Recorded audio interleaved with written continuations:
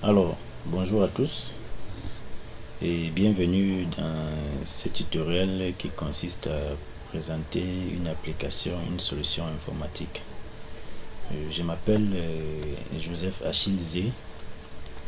Je suis technicien supérieur des travaux informatiques. En même temps, je suis en fin de cycle des études des ingénieurs des travaux informatiques à l'IAI Cameroun. Aujourd'hui, je vous présente un logiciel, n'est-ce pas, une application de gestion de stock.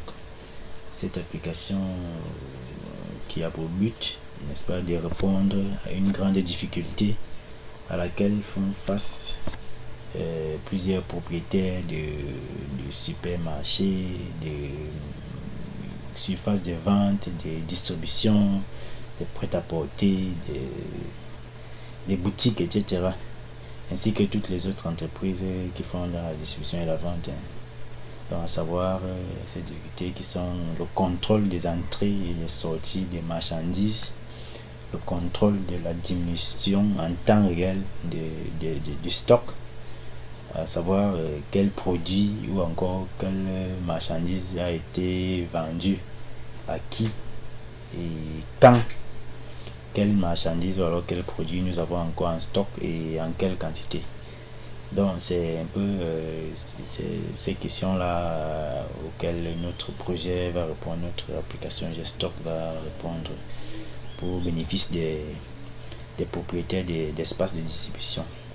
Alors, après avoir regardé entièrement cette petite vidéo, vous saurez quoi faire au cas où vous êtes dans cette situation et que vous désirez améliorer votre façon de gérer votre stock. Alors, actuellement, l'application elle est installée dans mon ordinateur en local. Donc, maintenant, je vais me connecter à cette application là. Pour cela, je vais lancer WAMP Server. Mon WAMP Server qui est lancé.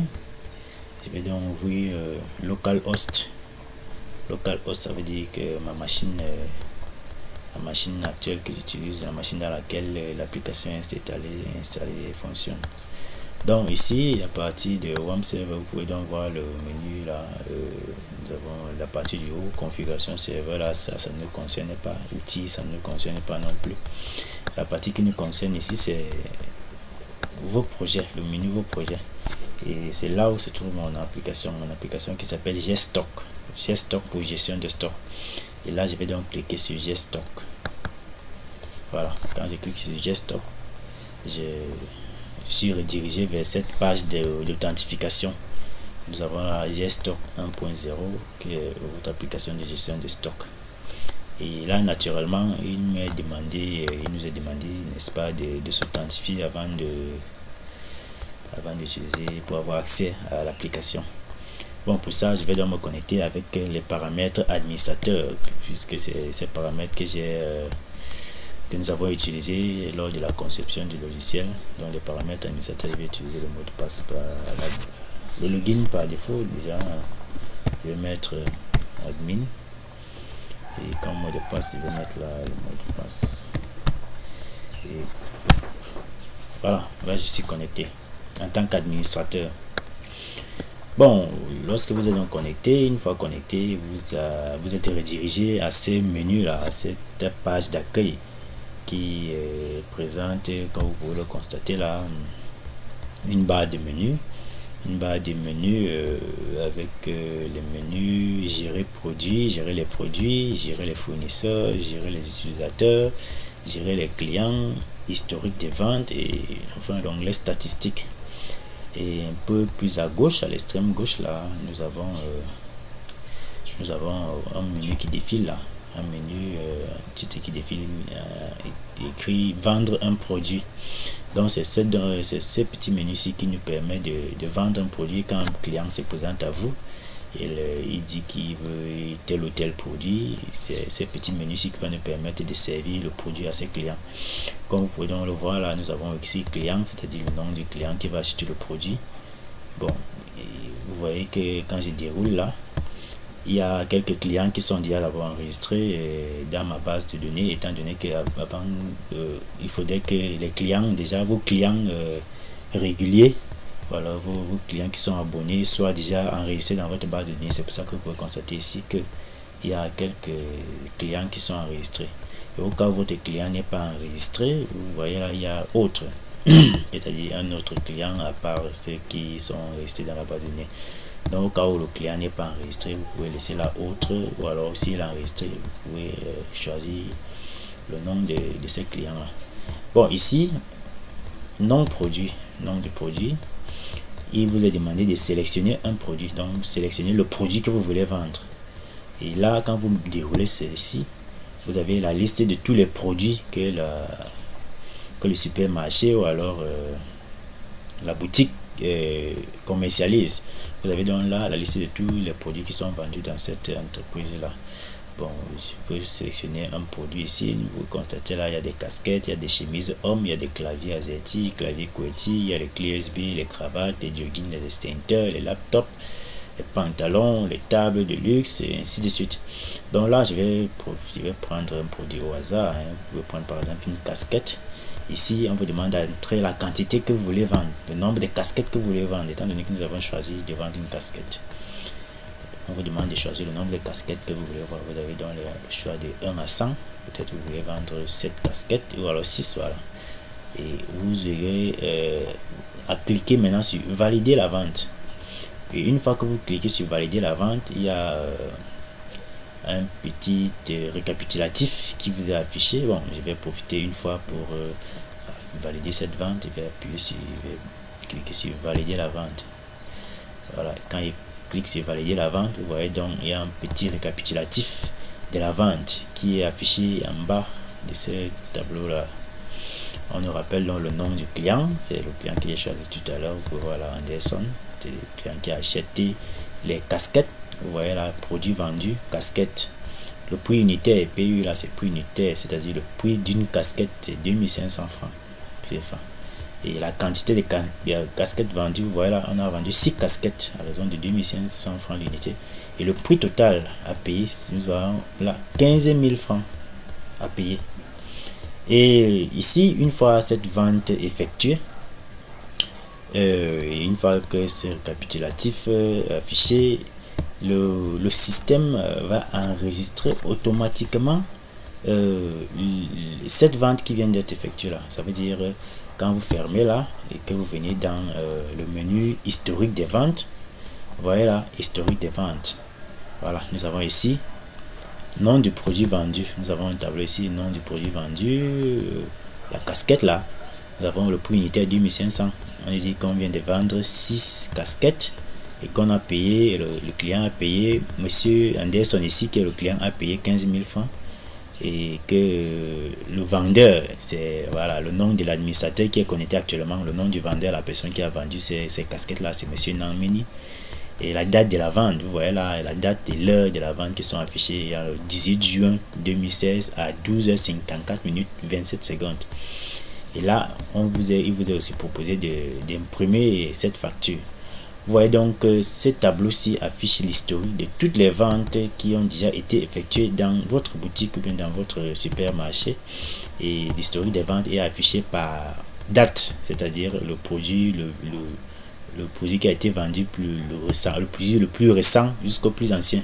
La vente la plus récente jusqu'à la plus ancienne. Vous pouvez constater là, nous avons le 18 juin à 12h, le 18 juin à 11h, le 18 juin à 11h. Nous avons aussi, là un peu plus bas, nous avons le 17 juin à 23h.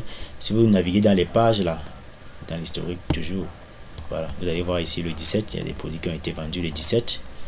Les casquettes, les imprimantes, tout ça, il y a le 17 là, si on continue à naviguer, il y a la date du 16, voilà. Donc, le système vous affiche intégralement l'historique de toutes les ventes qui ont déjà été effectuées, de sorte que lorsqu'un produit a été vendu, vous serez coûte que coûte au courant et serez informé sur les caractéristiques de la vente qui a été effectuée, c'est-à-dire le client qui a acheté, la personne qui a vendu, la date de la vente et ainsi que l'heure de la vente. Bon, là nous revenons donc au menu gérer les produits. où on était tout à l'heure pour le menu qui contient la gestion des produits. Là, c'était pour la vente du produit. Je vous ai donc expliqué comment on procède à une vente de produit. On sélectionne le nom du client. Si le client est enregistré, s'il n'est pas enregistré, on clique sur autre.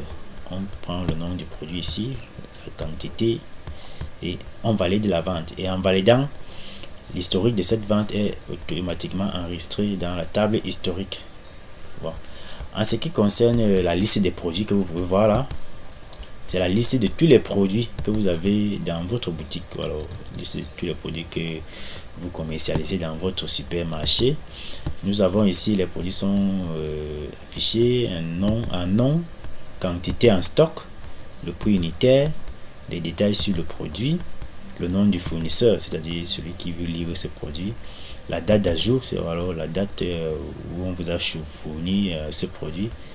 Et là, vous avez les actions modifiées et supprimées.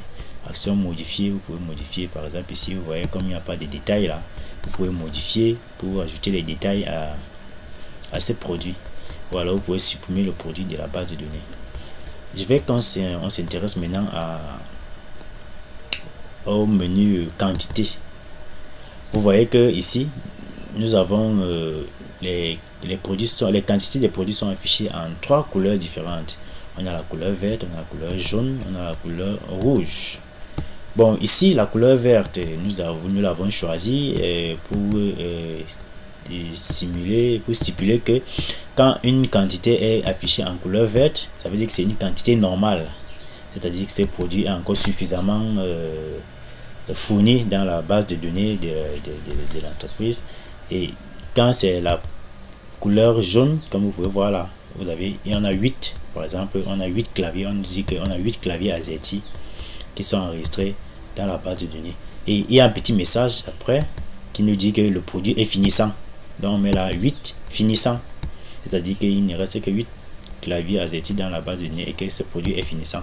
Qu'on pense déjà à passer une autre commande ou alors à renseigner le stock. Et enfin, nous avons la couleur rouge qui indique que le produit est épuisé. Nous avons ici par exemple les laptops là. Les laptops, on dit qu'il nous reste 3 laptops dans notre boutique et que ce stock est déjà épuisé, qu'on doit penser à le fournir à nouveau. Ça, c'est donc ce qui est de la quantité du produit. Et aussi, il faut rappeler que lorsque un produit est vendu, lorsque je facture un produit ici, lorsque je vends un produit ici, la quantité en stock va diminuer. La quantité en stock diminue automatiquement. Bon, prenons un exemple. Je vais vendre maintenant quelques clés USB. Voilà là qu'il y a 49 clés USB qui sont enregistrées dans la base de données, voilà, dans la boutique. Je vais donc vendre 9 clés, par exemple, 9 clés USB. Je viens donc ici, dans le menu, vendre un produit. Bon, je vais prendre la autre client. Je vais prendre des clés USB. Je vais vendre ici, de vendre 9 clés USB. Et valide la vente. Voilà, on m'affiche le récapitulatif de la vente. Vous voyez donc ici, au niveau des clés USB, tout à l'heure, on était à 49 clés USB. On est passé à 40 clés USB. Donc, ça veut dire que le stock des clés USB a diminué avec le nombre qu'on a vendu. Donc, c'est aussi un avantage là-bas. En même temps, le système vous alerte en temps réel l'état de votre stock. Quel est le produit qui est en quantité normale, quel est le produit qui est en train de finir et quel est le produit qui est presque fini ou alors totalement fini. Donc ça, c'est pour ce qui est de la diminution du stock en fonction de la vente. Voilà, comme vous pouvez le voir, je crois que c'est aussi un aspect qui est très important dans les entreprises de vente et distribution. Bon, là, je vais maintenant me concentrer, me baser, je vais expliquer un autre menu, à savoir l'entrée en stock. Voilà. Vous avez donc en bas du tableau là, nous avons deux boutons. Nous avons le bouton nouveau produit, le bouton nouveau produit et le bouton entrée en stock. Alors, je vais commencer par le bouton entrée en stock. Ce bouton entrée en stock, son rôle c'est quoi? C'est justement de fournir le stock. Par exemple, ici nous avons les laptops. Il reste seulement 3 laptops dans la base de données. Je vais donc fournir le stock des laptops. Donc là, je viens sur entrer en stock. Voilà, maintenant on est ici, on affiche le menu là, entrée en stock. Ici, on nous demande de sélectionner le produit qu'on veut fournir. Sélectionner. Là, je vais prendre laptop, la quantité de laptop que je veux renseigner, que je veux mettre dans le stock. Je vais prendre par exemple 20 laptops. Voilà, je vais ajouter 20 laptops. Quand je clique sur ajouter, ici j'ai un message qui me dit en bas que le produit a été enregistré. Et nous pouvons remarquer automatiquement qu'on est passé de 3 laptops à 23 laptops et que la couleur de la quantité affichée H est passée du rouge au vert. Ça veut donc dire que notre stock de laptops est actuellement en quantité normale. Donc on n'a plus à s'en faire pour ça. Donc ça c'était pour ce qui est de l'ajout du produit. Ici, il faut rappeler que les produits, la quantité de produits diminue uniquement lorsqu'on effectue une vente. Donc lorsqu'on effectue une vente ici, c'est là où la quantité de produits diminue. Ça c'était donc pour ce qui est de l'entrée en stock. L'entrée en stock, il fallait choisir le produit qu'on vous fournit, la quantité à fournir et cliquer sur le bouton ajouter. Maintenant nous allons je vais juste présenter le bouton nouveau produit. Alors le nouveau produit, le bouton nouveau produit, c'est quoi son rôle? Son rôle c'est justement de créer un nouveau produit dans votre espace de distribution. Par exemple, si vous n'avez jamais vendu et c'est pas trop des sacs d'âme et que vous comptez commencer à vendre des sacs d'âme, vous devez donc venir là créer un nouveau produit. Vous cliquez sur nouveau produit. Voilà, ici vous arrivez sur ce menu où on vous demande de renseigner le nom du fournisseur, c'est-à-dire qui va vous fournir ces sacs d'âme. Le nom du fournisseur, là je vais par exemple mettre monsieur Belmondo. Je vais mettre monsieur Belmondo. Et le nom de produit, on a dit que c'était sac d'âme. Bon, la quantité initiale, ça veut dire que comme on a décidé de vendre des sacs d'âme, on ne peut pas décider de vendre des sacs d'âme sans toutefois avoir des sacs d'âme à vendre. Donc ici, on va renseigner la quantité initiale qu'on va commercialiser en boutique. Par exemple, je vais mettre la 12. On nous a apporté 12 sacs d'âme. Et le prix unitaire d'un sac d'âme, je vais mettre la 3550 francs. Et les détails. Dans le menu détails, il s'agit de renseigner les détails sur les sacs, sur le produit qu'on est en train d'enregistrer. Donc là, vous pouvez mettre n'importe quoi. Hein. Vous pouvez mettre, par exemple, sac rouge, noir, et ainsi de suite. Donc là, vous cliquez sur créer le produit. Et maintenant, vous avez vu le message qui est apparu là, disant le produit a été enregistré. Produit enregistré. Et si vous venez maintenant dans la liste vous revenez au menu à la gestion des produits. Si vous revenez maintenant dérouler l'onglet sélectionner un produit, là vous allez voir qu'il y a déjà un produit appelé sac d'âme. Voilà, nous avons sac d'âme qui est là. Et vous pouvez aussi venir le voir ici dans la liste des produits sac d'âme. Vous voyez que ici nous avons 2, 4, 6, 8, 10 produits affichés. Il faut donc venir à la page, naviguer jusqu'à la page 2. Voilà, vous voyez qu'il y a un produit sac d'âme qui a été créé avec 12 en stock. Le prix est 3550 francs CFA. Voilà les détails que nous avons renseignés tout à l'heure, des sacs rouges, des sacs noirs, etc. Le fournisseur, monsieur Belmondo. La date d'ajout, voilà, nous avons là le 18 juin 2016, la date à laquelle on a ajouté ce produit. Bon, nous allons maintenant venir sur les menus modifier et supprimer. Bon, vous constatez qu'il y a une possibilité de modifier ou supprimer chaque produit ici. Bon, je vais prendre l'exemple. Par exemple, si vous comptez, vous avez augmenté le prix d'un produit, augmenter ou bien diminuer, vous pouvez cliquer là sur modifier. Je vais prendre l'exemple de chemise homme là. Je vais modifier les chemises hommes.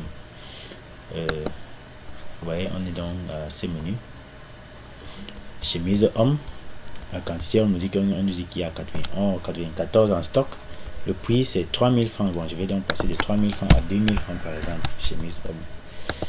Et chemise, les détails ici c'est bon. Chemise rouge, on va laisser et clique sur modifier. On nous affiche le message que la modification a été correctement effectuée. Et nous pouvons venir, nous pouvons voir là au niveau des chemises hommes. que le prix est passé de 3000 francs à 2000 francs CFA. Tout à l'heure, c'était 3000 francs. Il en est de même, vous pouvez supprimer un produit. Vous pouvez supprimer un produit. Je vais supprimer, par exemple, les cravates là. Le produit cravate. Quand je clique sur supprimer, on me dit, voulez-vous vraiment supprimer ce produit? Quand je clique sur OK, vous voyez que le produit cravate a disparu. Il ne fait plus partie de la base de données. Donc, c'était donc là les principales fonctionnalités que nous estimons essentielles pour un système de gestion des stocks dans des supermarchés, des boutiques et des surfaces de distribution et vente. Ainsi donc, c'est là où je vais arriver au terme de cette présentation. Vous allez peut-être poser la question à savoir est-ce que notre système est fiable en ce qui concerne la sécurité. Bon, en ce qui concerne la sécurité, notre système a été conçu de telle sorte que vous avez vu quand on est arrivé à la page d'accueil tout à l'heure là. Je vais me déconnecter là, je me déconnecte. Vous voyez que pour avoir accès à la plateforme, il faut s'authentifier. Et en aucun cas, si vous n'êtes pas authentifié, vous ne pouvez pas avoir accès à la plateforme. Vous voyez, si vous entrez des informations erronées par exemple, vous voyez le message, on vous dit vérifier vos paramètres de connexion. Et lorsque vous entrez des renseignements valides, vous voyez que vous avez accès à la plateforme. En ce qui concerne le codage des mots de passe, nous avons utilisé l'encodage MD5 qui permet de protéger les mots de passe afin qu'ils ne soient pas craqués par les pirates informatiques. Et aussi, vous avez la possibilité, ou alors l'administrateur a la possibilité de modifier ses paramètres de connexion. Ici, quand vous cliquez sur modifier les paramètres de connexion, vous avez là, on vous demande de choisir un nouveau login si vous voulez changer de login aussi. On vous dit de renseigner d'abord votre mot de passe que vous utilisez actuellement et de renseigner aussi le nouveau mot de passe est validé. Bon, là pour le moment, nous n'allons pas changer de mot de passe, on va donc annuler. En ce qui concerne aussi la gestion des fournisseurs, comme vous pouvez le constater, la gestion des fournisseurs, ça veut dire si vous avez un nouveau produit et qu'avec un nouveau fournisseur, vous avez à remplir, à renseigner les champs qui sont ici à l'extrême gauche là. Ajouter un fournisseur, vous mettez le nom du fournisseur, le prénom, le téléphone, la boîte postale et l'adresse. Et lorsque vous cliquez sur ajouter, vous allez voir dans ce tableau, dans cette liste des fournisseurs, le nom du fournisseur apparaître automatiquement. Les informations sur le fournisseur vont apparaître. Il en est de même pour les utilisateurs. Bon, alors ici, les utilisateurs, c'est les utilisateurs du système. Je vais prendre, comme j'ai pris l'exemple tout à l'heure d'un supermarché. Par exemple, le DG, voilà, le propriétaire du supermarché, ce n'est pas lui qui est au guichet, ce n'est pas lui qui est à l'accueil, c'est pas lui qui sert les produits. Ici, ajouter donc un utilisateur, ou alors créer un utilisateur ici consiste à créer un autre utilisateur de logiciel qui va pouvoir vendre les produits, mais qui n'aura pas les mêmes droits sur le logiciel. Je vais vous démontrer ça tout à l'heure. Bon, ici, avant de la démonstration, nous avons la possibilité d'ajouter un nouvel utilisateur ici. Vous mettez son nom, son prénom, son adresse, son téléphone, son login. Il choisit lui-même son login, puisque quand vous appelez, il choisit son login qui renseigne là. Il choisit lui-même son mot de passe. Et ce que vous avez à faire, c'est de le créer en cliquant sur ajouter. Et lorsque vous cliquez sur ajouter, vous allez voir comment ces informations vont apparaître ici. C'est-à-dire son nom, prénom, l'adresse, le téléphone, son login, mais on n'affiche pas son mot de passe. Il faut aussi voir que l'administrateur a la possibilité de modifier un utilisateur. On peut modifier, il peut le supprimer, ainsi de suite. Maintenant, nous allons nous connecter avec les paramètres d'un utilisateur. Nous voyons ici qu'il y a un utilisateur qui a pour login use, S-U-S-E. Donc nous allons nous déconnecter et nous connecter. Après nous allons nous connecter avec les paramètres d'un simple utilisateur. Maintenant ça ne sera plus en tant qu'administrateur mais en tant qu'utilisateur. Donc là on se déconnecte. Maintenant nous allons utiliser use. Bon, étant donné que nous connaissons le mot de passe de use, nous allons utiliser Et là, quand on clique sur connexion, voilà. Vous voyez ici que nous avons la page d'accueil de l'utilisateur, du simple utilisateur du système, qui est différente de l'interface administrateur. Vous voyez ici, dans ce menu, dans cette barre de menu, nous avons seulement 3 onglets. Gérer les produits, gérer les clients et gérer les historiques. Ça veut dire que dans ce système, l'utilisateur, le simple utilisateur, ne peut que vendre les produits, comme vous êtes là, comme je vous l'ai expliqué tout à l'heure. Il peut que voir les clients aussi, hein, il peut voir les clients qui sont enregistrés. Et il peut aussi consulter l'historique des ventes. Vous voyez qu'il a aussi droit à la liste des produits. Il faut qu'il suive aussi l'évolution du stock, parce que ce sera à lui, par exemple, de renseigner au propriétaire sur le produit qui nécessite d'être fourni. Bon, ici, vous voyez que les informations sont affichées différemment que dans le menu administrateur. Nous avons uniquement ici le nom du produit. Nous avons les détails sur le produit. Nous avons le prix unitaire et la quantité en stock. Vous voyez donc que ici, le simple utilisateur n'a pas la possibilité de modifier un produit. Il n'a pas la possibilité de le supprimer. Et c'est ça qui fait l'avantage sur l'application, parce que seul l'administrateur ou alors le super administrateur a le droit ou alors d'effectuer ces actions-là. Ce qui fait que le système n'est pas corruptible. On ne peut pas corrompre notre système. Bon, voilà, donc je crois que l'essentiel a déjà été présenté. Nous vous remercions pour votre aimable attention, en vous rappelant que au cas où vous êtes intéressé par notre application, nous sommes à Yaoundé, nous avons une entreprise qui est en cours de création et vous pouvez nous contacter à l'adresse qui nous a été donnée. Nous avons notre numéro de téléphone là, ou bien par adresse mail, ou alors vous vous rendez sur l'une de nos pages Facebook, vous tapez Joe Achille Z, vous allez tomber sur la page Facebook de l'administrateur que je suis. Et là, avant que notre site internet qui est en pleine construction ne soit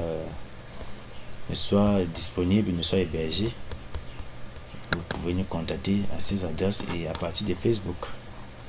Alors là, mesdames, messieurs, merci de votre aimable attention et je dirais à très bientôt pour prendre vos appels.